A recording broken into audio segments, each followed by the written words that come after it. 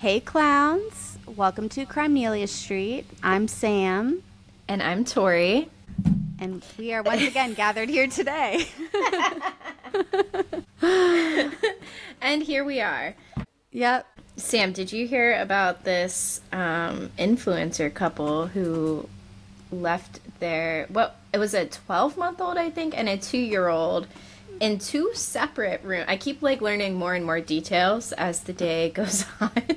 Yep. But they were in two separate cruise rooms, and they left their children unattended. They were FaceTiming the baby monitors, which I guess you probably couldn't take the monitor far enough away because you were so far from your sleeping child. So they FaceTimed them. Their family was also on this cruise. So there were other adults aware of this that didn't say, maybe this isn't the best idea. And then the fact that each kid was in a separate room, I feel like kind of doubles the chances of something going wrong. Staff members could go into either of those rooms. Either of those monitors my baby monitor freezes all the time, and I have to close the app and go back into it. Yeah. The Wi-Fi on the cruise ship. Right. No, it makes you feel sick. And just to mention that they brought the baby monitors to begin with, so it's almost like they were planning. Why else would you bring the baby monitor if you weren't planning on being in the room with your child, which you should be, especially on a cruise? 100%. Because staff has access to those rooms too. Not to mention, one of them is a 2-year-old. The 2-year-old can probably open doors. I'm thinking my 1-year-old has started kind of opening and closing the door. He can't reach the little handles yet, thank God, but... Right. Oh my gosh. It's insane, and it just makes me think about Madeline McCann. Yes. That horrific, awful situation that happened where she went missing. Oh my God. And they could see the hotel room from where they were at. And just taken from her bed. Right. We all know that. I know. And so I did see actually a video right before this where they did a little damage control, and they tried to say that, oh no, one of the family members was there in the room. And it's how is, so you had two family members watching your kids, but even though in cruises you usually go all out with your dinner or with your group to dinner, you know what I mean? Yeah. Yes, you do, yeah. So I just think that is a lie. That is a complete lie. It's sorry. Giving lie. I'm not buying it at all. Because the way they said it was we switched our dinner reservations so that the babies were already asleep and just FaceTime the monitor. Right. Why it was a life hack. Right. First of all, them sharing that to their story, their Instagram story too, says a ton. It just says so much right there. What kind of questionable things are they doing that they wouldn't share? Oh, right. Exactly. And wouldn't they think that would be an important detail to mention? Don't worry, we had people in the rooms with them, but we just wanted to still see them. Okay, wouldn't you mention that? And then if you are purposely rage baiting people for this, and you did it on purpose just to get engagement, you suck. But yeah, they just their whole profile just seems annoying to me. Ew. The whole parent influencer thing is so strange to me in general. It just brings a lot of things into question, I feel for sure. Absolutely. Yeah. Should we talk about sad stuff? Okay, let's do it. I'm ready. This one's gonna be heavy for sure, and all of the stories we tell are pretty horrific, but this one has an extra level of just scary, and it's very unpredictable, I think, the way that this guy moves. So yeah, just trigger warning for if you don't like the heavier cases, you might not want to listen to this one. So this episode is going to be long. I'm thinking anywhere from 2 to 4 parts. So it is going to be a bit of a doozy. And the way we recorded it, unfortunately, we are not going to have palette cleansers at the end of every part. We'll have the palette cleanser at the end of the last episode. So it's just going to be a lot of the sad stuff until we get to the happy bits at the last episode. So just hang in there, and it's definitely going to be interesting, and it's going to be an intriguing story for sure. This one has really stuck with me through the years. Okay, so we're going to talk about Israel Keys today. Israel Keys was never on anyone's radar until 2012. Never a speeding ticket, never running a red light, nothing. So it all starts with Samantha Koenig. Samantha Koenig was 18 years old. She lived in Anchorage, Alaska, and she worked at one of those little coffee kiosks. I know that you're very familiar with them because you live in the Pacific Northwest. Mm-hmm.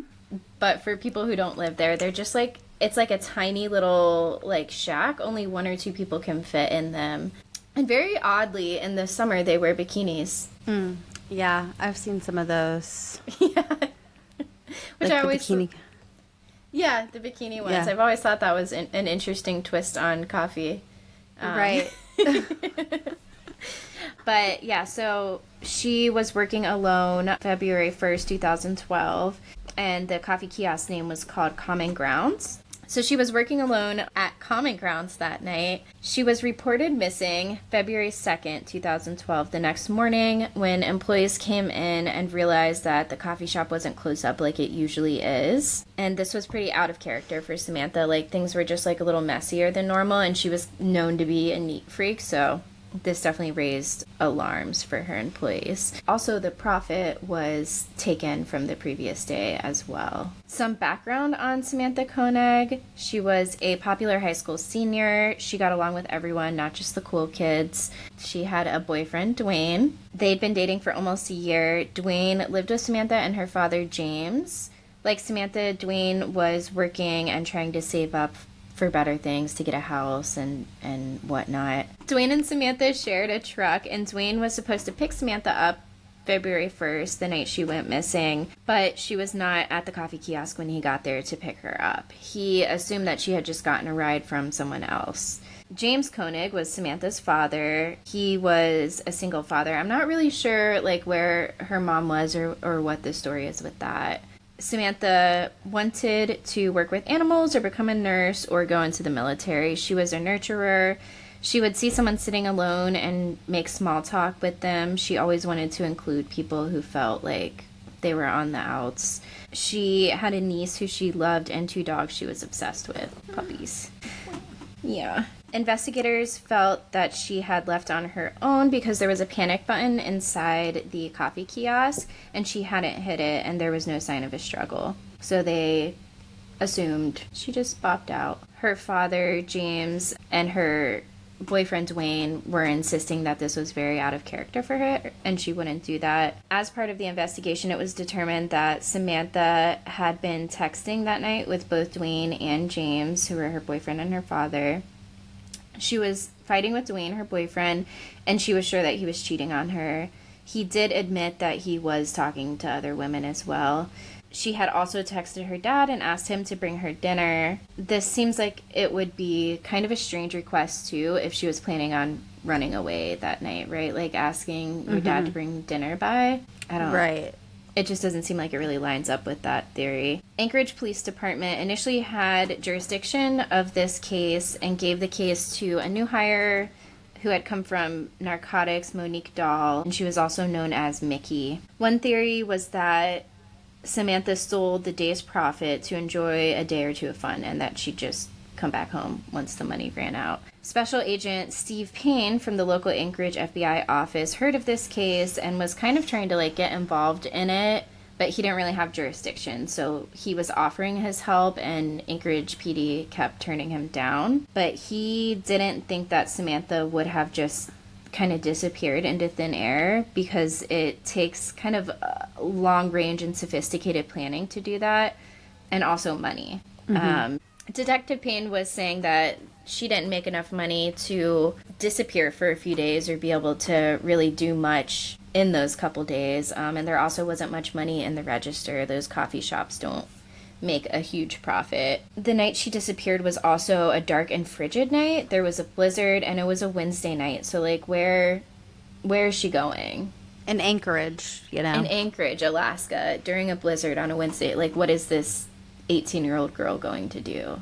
You know? Payne offered his help to APD with the investigation, but he was told initially that they have enough people and that they think they know what this is, which is just a girl running away from home. Payne called APD, leaving messages over and over again. He did end up getting a call back from Detective Dahl, the one who was leading the case, and she called him when they had gotten a hold of a surveillance tape from the night before from the coffee kiosk owner. I guess it took a while, like a day or so, to get the footage from, like, it's probably stored on a server somewhere. They'd had it at this point when Detective Dahl called Steve Payne. They had already had the footage for 8 hours, but I think they were just looking it over for the first time at this point. And Payne drove to APD because he was curious and wanted to see the footage as well. James, her dad, seemed distraught. He called her phone all night long and sat outside the coffee kiosk the next day hoping she'd come back. When Payne went to APD to see the surveillance video, 2 minutes and 6 seconds into the tape, Samantha suddenly turns off the lights in the kiosk and her hands go up. So actually I should mention, right before this, you could see that a customer came up to the window. She was making a coffee order for the customer. And then 2 minutes and 6 seconds into the video, she puts her hands up and goes and turns all the lights in the kiosk off. You can only see a shadowy figure and possibly the muzzle of a gun coming through the window. The gun is high in the window and the window's low to the ground, so this gives them an idea that the attacker is tall. Samantha backs to the counter with her back towards the window. 3.5 minutes go by. So Samantha backs to the counter with her back to the window. I think she crouches down at this point as well. 3.5 minutes into the video, she gets up and walks over to the register and gets money out of the cash register. It's hard to tell in the video. It's dark because the lights are off, and the only light that's even making it where you can see anything is like a light from outside the kiosk that's shining in. And the video is also like not super high quality. It's pretty grainy. So it's hard to tell in the video if she hands the money over or puts it down. She returns to a kneeling position and then she wobbles to the window, stops, and then turns her back to it. At the 5-minute and 19-second mark, a large male figure leans in through the window and looks as if he's tying her arms behind her back. 2 more minutes elapse, and you don't really know what's going on here, like what interaction is happening between the two of them, before the man pounces through the window and lands on top of her, kind of tackling her. At this point, it's confirmed that the man's very tall. The man shuts the window and then talks with Samantha. He picks something up and opens it, showing it to Samantha. It looks like it's her purse, and he empties that. 8 minutes and 55 seconds into the video, he's kneeling with his back to the camera and his right arm tied around Samantha. There is white lettering on the back of his hoodie. He pulls Samantha to her feet. They both look at the camera, and then he guides her to the door, and the outdoor footage shows him and her walking through the snow. Payne... Yeah. And during this interaction, too, like, Samantha, I guess, looked pretty calm, like, on the video, which, again, wasn't great. Mm-hmm. But this kind of fed the theory that APB had, too, that, like, she just ran away. And it was, like, the staged scenario. Yes. They're thinking maybe he's, like, an accomplice, and, like, they did it to rob, $200 from this coffee shop. Yeah. Payne didn't know what to make of the video and offered the FBI's assistance again, but Dahl denied his help once again.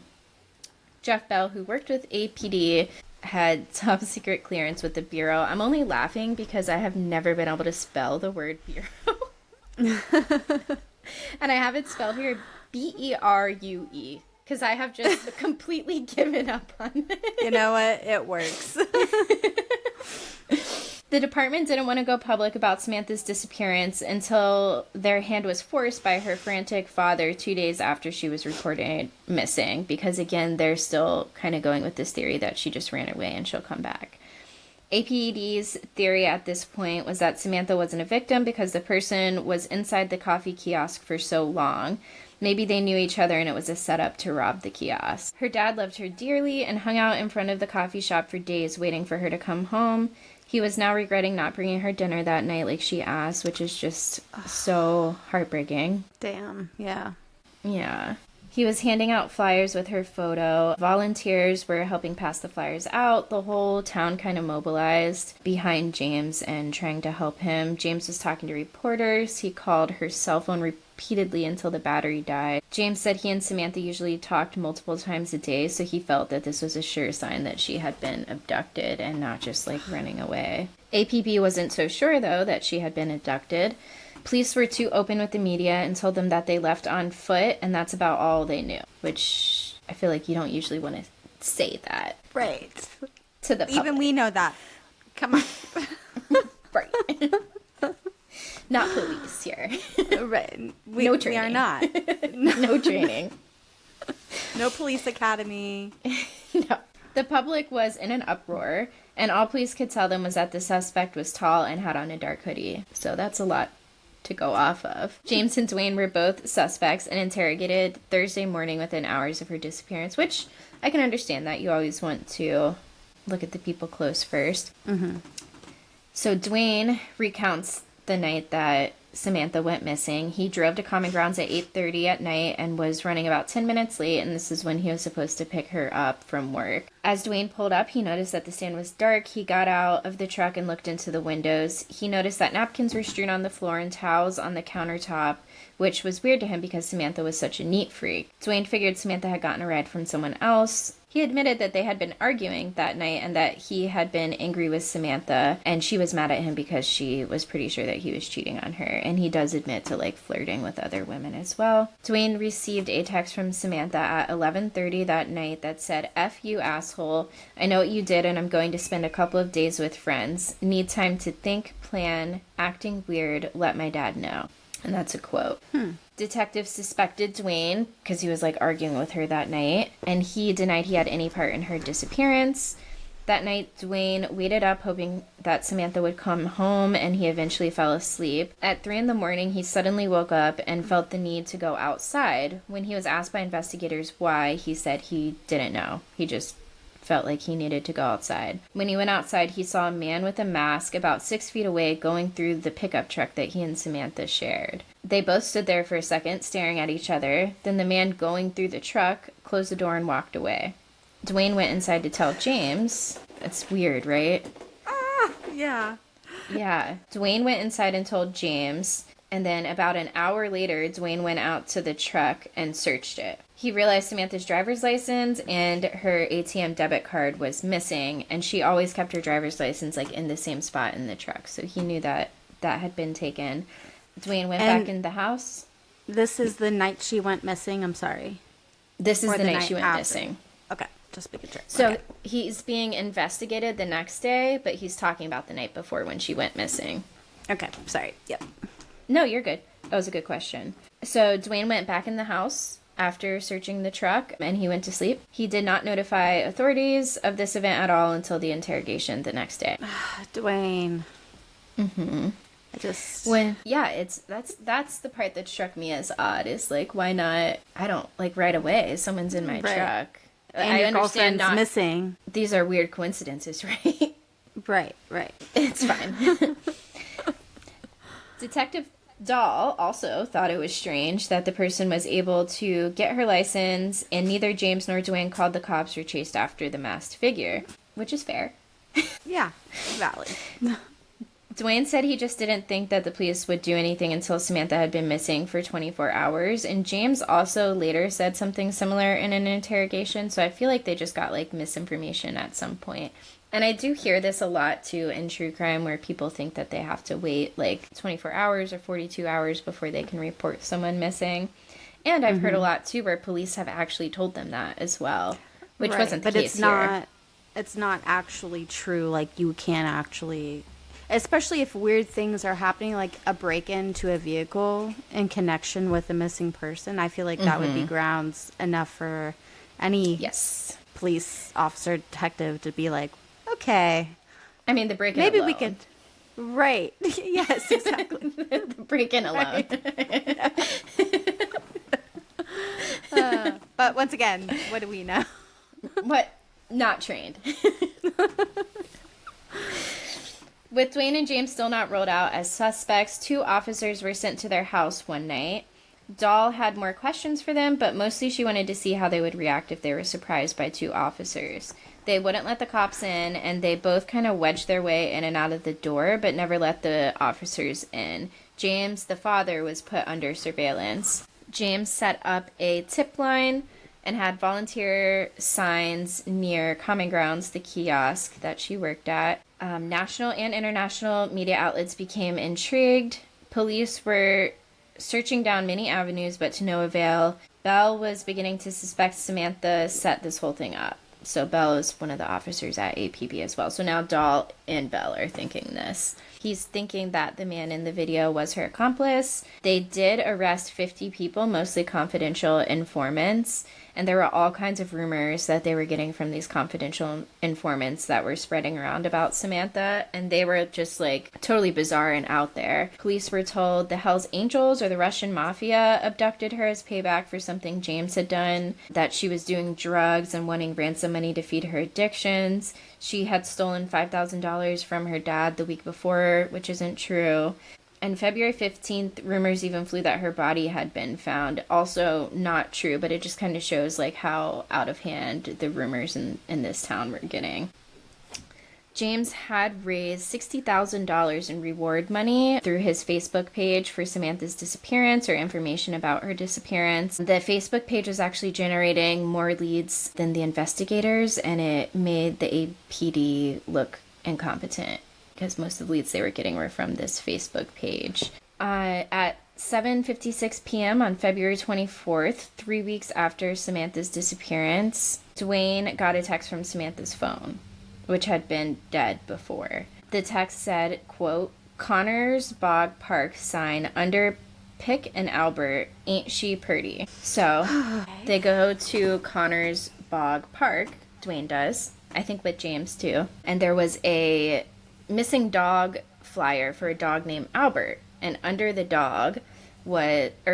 flyer was a Ziploc bag. Inside the Ziploc bag was a ransom note and black and white Xerox Polaroids of Samantha. In the Polaroids, her head was held up by a man, duct tape was covering her mouth and chin, and she was looking at the camera. Her hair was also braided, and it should be noted that her hair was not braided in the surveillance video. A copy of the Anchorage Daily News from February 13th, 2012 was in the photo, as well as a form of proof of life. So this was February 24th. And then the paper that was in there was from February 13th. Dwayne's card was referenced in the ransom note as well, saying, "I may not use the card much in Anchorage, but as I will be leaving soon, I'll be using it all over." This last bit about the card suggested Samantha was now in the lower 48. The note also stated Samantha had gotten away twice, once on Tudor Road and once in the desert. The ransom note demanded $30,000 in Samantha's account immediately, and the note stated that if these funds were put into her account, Samantha would be released in 6 months. Damn. Some things about this. So Tudor Road, where he said that she had almost gotten away, is the road that the coffee shop is on. Mm. And then also, I guess it was kind of odd that he said that he would release her in 6 months. Like, that's pretty uncommon for a ransom note. Right, right. The first question on everyone's mind was, is Samantha alive or dead in the photos? Now that the case was potentially crossing state lines, it was the FBI's jurisdiction, which meant that Steve Payne, who kept asking to assist with the case, now had jurisdiction over it, which was great. Because APD is definitely dropping the ball. The ransom note was processed for DNA now with the FBI's resources, which is good because they have more resources, obviously, than APD. It was processed for DNA, fibers, and many other details. A typewriter was used to write the note, and the note was also littered with, like, misspellings. Unfortunately, no DNA was found. Even if it were, I doubt they'd be able to compare it to anything because, again, this guy had never been arrested for anything. FBI profilers were also used. Ransom note that was riddled with misspellings. They did wonder if the misspellings were intentional or not. And they also wondered why he only asked for such a small amount of money when it was publicly known that like $60,000 had been raised. Like, why only ask for $30,000? Mm-hmm. And the note made no reference about anything specific to Samantha, nothing to indicate that the writer had known Samantha before her abduction or that he'd gotten to know her since. It seems strange that he wouldn't have gotten to know her at all since, and then also abducting a stranger is super rare. So that stood out to FBI profilers. Investigators agreed not to tell the public about the author's promise to release Samantha in 6 months. That way they could confirm, if they did arrest someone, that they had the right person. Investigators were trying to decide what the best response to the ransom note would be. They considered responding to the call to ask for a face-to-face meeting and cutting off the ATM card. Detective Payne thought this was dumb since the card was one of the few connections to Samantha. He suggested to keep the ATM card active, and he thought that there'd be a good chance that it was used once funds were deposited into the account, and then they could track the ATM card and hopefully find Samantha. The card had already been used once too, the night Samantha went missing, and some of the investigators thought that this pointed to it potentially being James or Dwayne as well. And then they ended up deciding to keep the ATM card active. James, Samantha's father, initially was not keen on depositing the money for the ransom into her account. He thought that this might be a con to get some of the reward money from him since it was public how much money he had raised. And it was kind of strange that he was so hesitant in using the money for the ransom because literally that's what it was raised for. Right. Your daughter. Right. It just seemed odd. And they're only asking for half of it too. Right. Yeah. And then there were also rumors flying around and confirmed by James that he was using some of the money to keep his household running. And a friend of James went to the cops and said James was obsessed with the money that he was getting from this and told the cops that something felt off about that situation. So a search warrant was issued for James and Dwayne's house, but all that they found there was an illegal grow operation, which kind of explains why they were wedging themselves in and out of the door. Oh God! Don't let them smell it. Right. Oh God, that's so funny. This is going to ruin the world tour. Right. February 29th, 5 days after the ransom note, James deposited an amount the FBI thought was best, which was $5,000 into Samantha's account. They decided on this amount because they wanted to frustrate whoever was making the demand to push them to make contact. 4 hours later, someone tried to withdraw cash from an Anchorage ATM for $600. The ATMs only allowed for $500 a day, so this person clearly didn't know about the ATM limits. 2 hours later, another $500 withdrawal pinged at a different ATM, also in Anchorage. And then a half an hour later, another ATM withdrawal pinged, and this was on the other side of midnight. So this person, knew Anchorage well because they were going to all these different ATMs within Anchorage, and then also now was kind of working the system to where he could get a grand out within a couple hours if he withdrew it on both sides of midnight.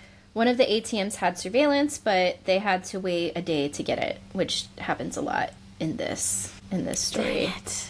Yeah. James was now the top suspect, mostly pushed by APD and Detective Dahl, but this avenue did need to be explored. Another fuck up from APD is Lieutenant Parker tells the public that Samantha was alive and the investigation was making progress day by day, which we don't know that she's alive, and they also are not making much progress. This was a violation of investigative procedure, and Payne was very upset about it. And it also kind of just showed whoever does have Samantha, especially if she's still alive, that how little they actually know, which is frustrating to the investigation. And then it gives false hope, too, for the friends and family of her. So it's just super irresponsible. Finally, about 3 days after the ATM withdrawals, the footage from that ATM that had surveillance was acquired by the FBI. Lettering on this sweater or hoodie seemed to read the letters CORPS, so core, and they thought the suspect had been a Marine at some point. The suspect was wearing eyeglasses and a gray face mask and gloves and white sneakers. It took until February 20th, 3 weeks post-disappearance, for the APD to request video from Home Depot across the street from Common Grounds. All right. I just feel like I would have thought of that. So we had trailers that got stolen at work. We had trailers, a UTV and an ATV that all got stolen. And we said that morning, within hours, we said, can we get footage from the bank right there? Yeah. It just seems I'm not trained. I have no training. Us? No. But the thought did cross my mind. Freaking wild, dude. Especially with, like, I understand they have this theory that, like, maybe she had an accomplice and was just trying to, like, but you did see the muzzle of a gun in that video. Right. Like, Either way. Maybe explore Even if that she option. did. Right. But, hey, yeah. So, 2 days passed before the footage was acquired again, which ended up being the same day that they received the ransom note when they actually acquired this footage. On the footage, at 7:45 p.m., a white truck pulls into the parking lot of the Home Depot, which is across the street from Common Grounds, the coffee kiosk. It appeared to be a Chevrolet. They couldn't actually read the lettering, but it's the only truck with that long of a name. There were no plates on the truck. The driver walked across the road towards Common Grounds, and then after about 20 minutes, the driver reemerges into the frame with Samantha and his arm around her shoulder. On the camera footage, you can see that Samantha broke away from the driver of the white truck and ran from him while they were crossing the street, Tudor Road. Her hands were bound, and it was now clear that she was in a panic and taken against her will. The man tackled her, stood her upright, and whispered something into her ear. There were some people near the white truck, and Samantha and the driver of the white truck waited for some time for the strangers to clear out. Once the strangers got into their car, the man put Samantha into the passenger seat and got into the driver's side. Steve Payne, the detective, believed whatever the man had whispered in her ear paralyzed her from alerting the strangers that she needed help, which is, it's just, yeah, it's always so upsetting when there's situations like that, and it's so easy for us in hindsight to be like, just scream, just say something, but like, who knows what he said to her. We actually do find out later, but yeah, just a sad scene. Yeah. The white truck drives away. The road they were crossing when she tried to get away was Tudor Road, like mentioned in the ransom note. Police now know that they had to find the white pickup truck, and of course, it was the most popular truck in Alaska. March 7th, there was another ATM withdrawal, $400 withdrawn in Wilcox, Arizona. Now it's been a month since the disappearance and 6 days since the last ATM activity. Investigators were now following the suspect via these ATM withdrawals. They treated the ATMs as a crime scene. They were canvassing the area for hair, fibers, fingerprints, tire tracks, and acquiring surveillance. This first one would take 2 days to acquire the footage. Local FBI did take pictures of the footage, though, while they were waiting on it to be processed. And they sent still shots to Payne, who sent them off to Quantico, which is an FBI location that had, like, the video and photo analyst dude there. There's more correct terms for that. But I'm going to call him the video and photo analyst dude. They sent it to Quantico. He looked like the same guy from the Anchorage ATM footage, and he also had a hood, sunglasses, and a face mask, like at the Anchorage ATMs. Samantha's card pinged again a little over an hour later in Lordsburg, New Mexico, so now he's heading east on I-10, and he's trying to withdraw more money than the daily limit. Investigators believed he was attempting to make withdrawals based on the current time of where he was at, but the ATM card was working in Alaskan time still. So they assumed this person would stay eastbound on the I-10 because that's the way he was traveling so far. They could tell he wasn't driving the white Chevy anymore. They couldn't tell exactly what the car was, but they knew it was a white rental car. Put out a BOLO for white rental cars. The car pinged again for a balance check at 2:35 a.m., which is now, I believe, 12:35 a.m. where he's at, so now it's after midnight. Another $80 came out. Maybe it's 11:35 because another $80 came out another minute later, and then this person knew what he was doing because he was going to these small towns off I-10 where it was difficult to mobilize police. And by the time that they could get officers there, he would be gone. And they did try, but he was gone by the time officers would get there. Steve Rayburn, a Texas Ranger, saw Payne's BOLO at 6:30 a.m. Monday, March 12th. Rayburn called the FBI office in Conroe and learned that an officer in Humboldt reported seeing a white Ford Focus at an ATM around the time of the withdrawal at 2:23 a.m. Of course, this is the most commonly rented vehicle in the U.S. Dang. Yeah, which shows how much this guy is like thinking through all of this stuff. Rayburn wrote another bolo, this time with the photo of the white Ford Focus, and he had a feeling that they'd be heading to Lufkin because of its proximity to Humboldt. It was still east on I-10, and it was a spot where a lot of the interstates converge. So, like, if you look at it on a map, it almost looks like a pinwheel.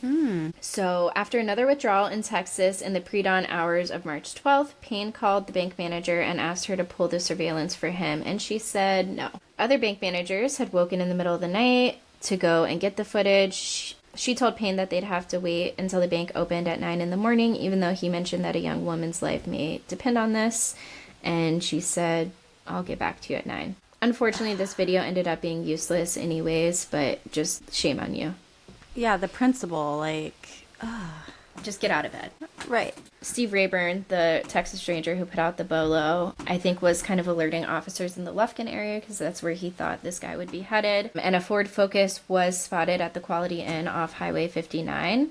The Focus was parked in front of room 115 or 215. An undercover car was put on the car, like watching the car. Police looked inside the car in the parking lot. It was a rental and there was a little girl's clothing in the back seat. A guest list was acquired from the hotel, and no one on the guest list raised any flags. There were also hotels nearby, and the car could have been parked here while someone was staying at a different hotel nearby as well. Someone was staked out to watch the car, and a man did end up coming out of room 215 and getting in the car.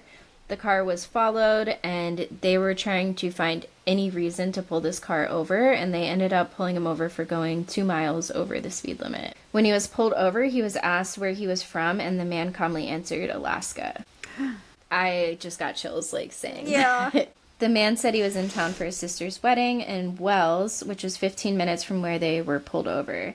The driver's license belonged to an Israel Keyes, born January 7th, 1978, and living in Anchorage. The officer could see 2 knives on the person and asked him to remove his knives and place them on the trunk of the car. His license was ran and nothing came up, not a speeding ticket, nothing, no criminal history whatsoever. Keyes asked what this is about, and he was told that they're looking for a kidnapping from Alaska. Keyes was giving the officers a lot of unsolicited details and was sweating even though it was a pretty nice day out. So the officers were definitely like, he is being suspicious. Keyes' car was searched and they had enough evidence to arrest him. The incriminating things that they found in his car were white sneakers, which there were white sneakers seen in all of the ATM footage, an ATM receipt reading debit not available, sunglasses, a gray shirt, rolls of cash with ink on them, which happens when a bank is robbed. They found pornographic DVDs, gray fleece jacket, hoodie, and a face mask, a handgun, a black ski mask, and then the smoking gun was Samantha Koenig's driver's license was in his wallet, and her boyfriend's debit card was also in his wallet with the PIN number scratched into the front of it. So he initially said that someone had dropped the debit card and her driver's license in a Ziploc bag when his window was cracked open, but he was arrested initially with fraud charges because they could prove that he was at least like taking money out of her bank account. I'm like, okay, they got him. Perfect. But I have a feeling. Yes. You know, Samantha's alive. She's happy. She'll be returned. This is the tip of the iceberg, I will say. Okay. Woo. So, they have his address now. They write up a search warrant in case Samantha was there. They searched the house in Anchorage. When they got to the house, there was a Chevy white pickup truck in the driveway. This truck had actually been checked out early by APD and had been ruled out as the vehicle used in Samantha's abduction. And I have in all caps here, great job. Right. How? In their defense, there was a lumber rack on top of the truck, which wasn't in their surveillance. So he must have taken it off when he went to the ATMs and then put it back on after. Okay. But yeah, still, great job, APD. I'm just pissed at them, so I will take every hit I can. There we go. Yeah. Keyes' girlfriend Kimberly Anderson was brought to the police department from work. At this point, they were thinking maybe she was an accomplice as well. She said that he couldn't have had anything to do with Samantha's disappearance because he was home that night and came into her bedroom several times, which is interesting because it sounds like they had separate bedrooms as well. And the part of the book that I was reading, when she said that, investigators didn't want to push her about that because they were just trying to get her to open up. And I don't think they at least didn't put in the book, like, why they slept in separate rooms. But she said that he had to wake up at 5 a.m. because Keyes and his daughter flew out of town the next morning. She met them a few days later in New Orleans and they all went on a cruise together, so there was no time for him to have abducted Samantha. The computer from Keyes' house had no communication between Keyes and Samantha. There were, however, news articles about Samantha and coverage about her, and more than one reader comment posted by someone named Israel on some of the news articles about Samantha. Ugh. Eesh. Yeah. Gross. And bold. I wonder what the comments were. Yeah, that's a great question. I wonder what that was. A lot of the stuff the FBI found, they never released. They did release like the interrogation videos, and I did watch like a little bit of those, but a lot of the stuff they never released, like the ransom photo. I should probably mention this too. There are photos you can find online that are like news sources and stuff will say it is the ransom photo, and all of the podcasts that I listened to on this case as well mention the ransom photo, like it is the ransom photo, but it's actually not. It's one that was recreated for, I can't remember if it was Dateline or it was one of those 60 Minutes, something like that. It was recreated for it, and it's pretty obvious too when you think about it, because like her mouth isn't duct taped, her hair isn't braided, but yeah, it's pretty much put out there as like it is the ransom photo. So interesting. Those are like the two creepiest like details of the, like her I know. hair being braided. Oh my god. Yeah. So Keyes was extradited to Alaska. The rest of this is kind of going to be the FBI interviewing him and him fucking around with them, pretty much. He gives them some information, but we don't get a lot. So it's just like kind of a frustrating like back and forth between him and the FBI. Keyes was extradited to Alaska. In Anchorage, Keyes ran a construction business called Keyes Construction. From the ages of 17 to 19 years old, Keyes lived in Colville, Washington. Keyes was enlisted in the Army from 1998 to 2000 when he was honorably discharged. I could not find very much information at all about his time in the military. There's a couple little tidbits that we'll get to later, but I do know that I wanted to find out like why he was honorably discharged, and I couldn't figure that out, but I do know that his baby mama, Tammy, was pregnant at the time, so maybe it had something to do with that. Keyes then moved to Neah Bay, Washington, where he worked for the Park and Recs Department for 6 years in the uppermost western tip of Washington. Kimberly had refused to cooperate since the arrest, so she's his girlfriend. In 2007, Israel moved to Alaska with Kimberly and his daughter. Keyes' mother was sad by the news of him being arrested, but she was not shocked to hear what Keyes had done. Keyes' mother and 4 sisters had recently moved to Texas. They had met some people in a church and moved down there to join the church. One of Keyes' sisters had just gotten married to one of the church members there and was getting married as part of an arranged marriage through the church. We'll delve into this a little bit deeper later, but his family were pretty much serial religious culters. So they would just perfect. Yeah. They would just kind of bounce around from like different religious cults. And that's the environment he grew up in as well. So Israel himself was atheist. Israel's mother, Heidi, did tell investigators on this more recent trip that he was arrested during in Texas. One of Israel's sisters had asked him to accept God into his heart, and he usually would just say no, but this time he wept and said, "You have no idea what I've done." Heidi had confirmed some of Israel's whereabouts on the trip he took just after Samantha's kidnapping. He flew into Houston, then rented a car and drove to New Orleans, where he met up with Kimberly and they did the cruise together. Then when they got back, he rented a car and drove to Dallas, where he visited with his mother. And this is kind of like his MO as far as traveling, which makes a lot of the possibilities of like what he could have done very hard to track down, because he would fly into somewhere, rent a car, and then drive 1,000 miles. Dang. So it's so hard to like pin him down into certain areas and like how long he was in which areas along the drive, and there's a lot of possibilities of like things that he could be held accountable for, I guess, or things that he could be responsible for. He drove back to Dallas where he visited with his mother. His mother noticed something was up with him on this day when they drove back into Dallas. He left very early in the morning. I was supposed to board a flight with his daughter February 13th the next day. He left a note and said he was going to fix his window and hide his guns. This was not abnormal at all to his family. I guess they all had guns and felt the need to hide them often. Okay. This probably ties into the religious cult thing. Right. What was abnormal, though, was that they didn't hear from him all day and he did not come back. He texted them around 8:30 p.m. that he was stuck in mud, and they offered to go get him out there. Like, just let us know where you're at. We have 4-wheel drive truck. Like, we'll pull you out. They didn't hear from him again until the next day, the 14th, and Israel texted them and said he was parked near a shopping center about an hour away. They went to pick him up, but when they arrived, he wasn't there. They spent the night sleeping in their truck, unclear as to why, waiting for his next text. Israel called the morning of the 15th, so the next day, and said that he was on the other side of the mall. They drove over there and found him there, and he just gave them a bunch of excuses as to why he wasn't there the day before, which was very unlike him. Heidi, the mother, booked flights for him and his daughter to return home. He spent much of the next 2 days gone and then came back with $900 to reimburse Heidi for the flight. Israel and his daughter flew back on the 18th. Heidi noticed Israel was drinking a lot and very emotional on the trip and during his time in Texas. At this point, the FBI is going to start interrogating him. Kevin Feldis, who had very little experience with interrogating anyone, let alone...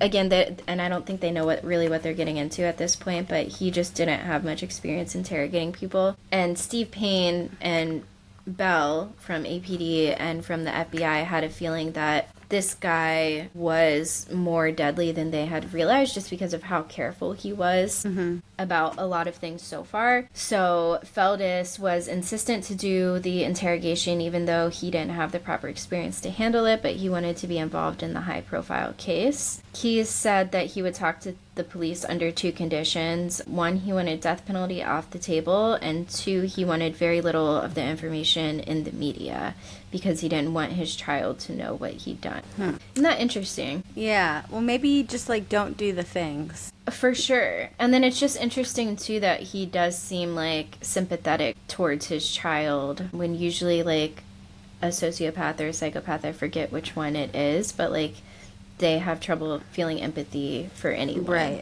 Right. So that is interesting. The FBI tells Keyes that they're going to do all they can to keep things quiet with the media. Keyes starts talking about the night that Samantha was abducted, and he starts talking about a shed, and it becomes clear to the FBI that this was a shed that they hadn't seen or searched while they were on his property, which is interesting because the property is not very big.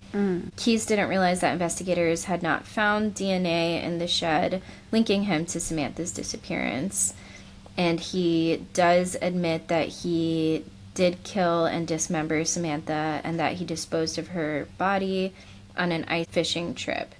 He asked, did I just give you guys that information for nothing? And at this point, he realized that he gave that information to them for nothing because Feldis was blowing the interrogation. And then Payne and Bell wanted to take over, but they couldn't get control of the room. And Feldis just kept pushing to be the one doing the interrogation. I'm still confused about the shed thing because there are 2 sheds involved, and I'm not sure if, because I know they found the shed, they did search it. I think that he just thought that they would have found DNA in the shed, and they didn't. And then there is another shed that he constructed at the ice fishing place, but I think he's talking about the shed from his house. Gotcha. But they did not find DNA, so he pretty much like gave them this information assuming that they had. It's like, damn it. Yes. Yep. And then he does end up saying, well, you guys probably would have found out anyways, but I don't think they would have. It's really good that he did just let that slip. Yeah. Okay, and that is all we have for this part. Tune in 2 weeks for the next part. Bye, clowns.